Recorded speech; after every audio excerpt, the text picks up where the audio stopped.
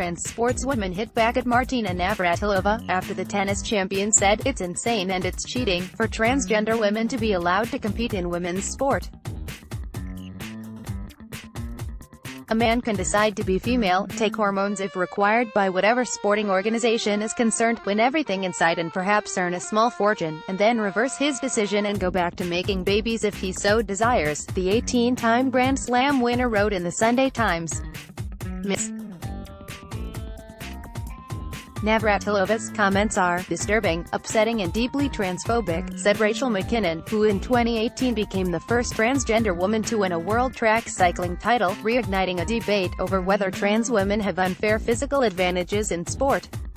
Story continues below. Advertisement under rules brought in by International Olympic Committee (IOC) in 2016, athletes transitioning from female to male can now participate without restrictions.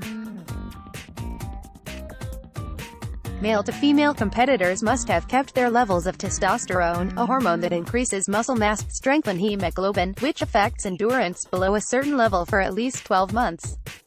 Wimbledon champion Ms. Navratilova, who has campaigned for gay rights and suffered abuse when she came out in the 1980s, argued trans women have unfair physical advantages.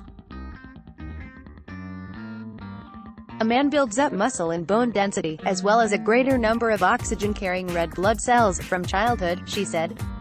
Ms. Navratilova trades on age-old stereotypes and stigma against trans women, treating us as men just pretending to be real women, Ms. McKinnon said. Scientific research into trans people in sport is rare. A 2015 study of 8 male-to-female trans runners found their race time slowed down to an extent that they retained no advantage over non-trans women. Jen Wagner-Asali, who finished third to Ms. McKinnon in the 35 to 44-year-old category World Championship race, argued the Canadian's victory was not fair. MSM Kinnan said her rival had previously beaten her in 10 of 12 events. Story continues below. Advertisement: "This idea that men will transition or pretend to transition to enter women's sport is offensive," said Natalie Washington, a trans activist who plays amateur women's football in Britain. "It misrepresents the huge struggle that the vast majority of trans people have to go through," Ms.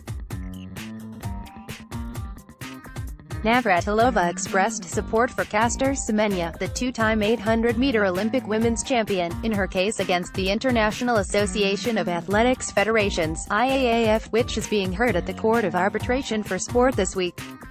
The IAAF introduced a rule in April 2018 that would have forced women with naturally high testosterone levels to take hormone therapy to lower them to compete in track events from 400 meters to 1 mile, had it not been challenged by her and Athletics South Africa. Ms. Semenya, who was forced to take a gender test when she won the world championship at the age of 18 in 2009, has hyperandrogenism, a condition characterized by higher than usual testosterone levels. Leading out sprints and longer distances seems to me to be a clear case of discrimination by targeting Semenya, Ms. Navratilova said.